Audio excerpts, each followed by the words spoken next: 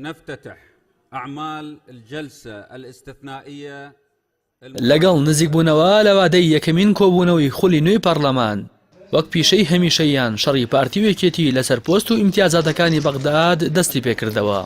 لەو چوارچێوەیەدا محمود محەممەد و تەبێژی پارتی دیموکراتی کوردستان بە کەناڵی ڕووداوی سەر بە حیزبەکەی ڕاگەیاندووە. پۆستی سەرۆکۆمار لە نێوان پارتی و یەکێتی یەکلایی نەبووەتەوە و ئەوانیش خۆیان بە مستەحەقتر دەزانن بۆ وەرگرتنی ئەو پۆستە. بەپێی خاڵبەندیش دەبێت پۆستی سەرۆکۆمار بۆ پارتی بێت. لە بەرامبەریشدا بێگەر تاڵەبانی ئەندامی سەرکردایەتی یەکێتی ڕایگەیاندووە. ڕاستە پۆستی سەرۆکۆمار پشکی کووردە، بەڵام لەناو کوردیش پشکی حیزبەکەیەتی. لە درێژەی ململانیەکان لەسەر وەرگرتنی پۆستی سەرۆکۆمار کە لە دەستوری عێراقدا پۆستێکی تەشریفاتیە، فازڵ میرانی سکرتێری مەکتەبی سیاسی پارتی بە بەشی کوردی دەنگی ئەمریکای ڕاگەیاندووە هەموو کورد یەکێتی نییە تا هەموو جارێک پۆستی سەرۆکۆمار بۆ یەکێتی بێت. بە بڕوای چاودێران پارتی و یەکێتی لە 2003ەوە سەرەڕای ئەوەی دەیان پۆستی گرنگی وەک سەرۆکۆمار وەزیری دەرەوە و سوپاسالاری عێراقیان وەرگرتووە، بەڵام بەرهەمی ئەو پۆستانە تەنیا دەستکەوتی شەخصی و حیزبی و بنەماڵەیی بووە و سەرنجامیش بەهۆی هەڵا استراتیژیەکانی ئەو دوو حیزبەوە لە سەدا 51 خاکی کوردستان بەهۆی ڕیفراندۆمێکی سەقەتەوە بە هێزە کوردەکان چۆڵ کرا.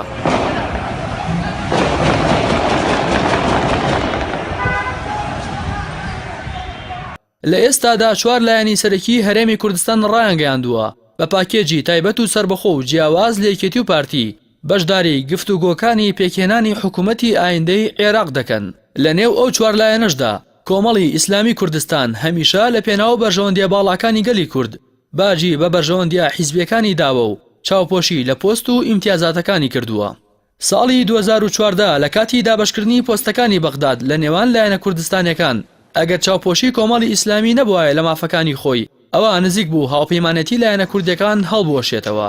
لەو چوارچێوەیەشدا نێچیروان بارزانی لە وتارێکیدا لە کۆبوونەوەی نۆزەی تشرینی یەکەمی 2014 بەهۆی نەرمینواندن لە کۆبوونەوە گفتوگۆکانی بەشداریکردنی هەرێمی کوردستان لە حکوومەتی فیدراڵی عێراقدا بە تایبەتی سوپاسی کۆمەڵی ئیسلامی و ئەمیری کۆمەڵی ئیسلامی کوردستانی کردووە.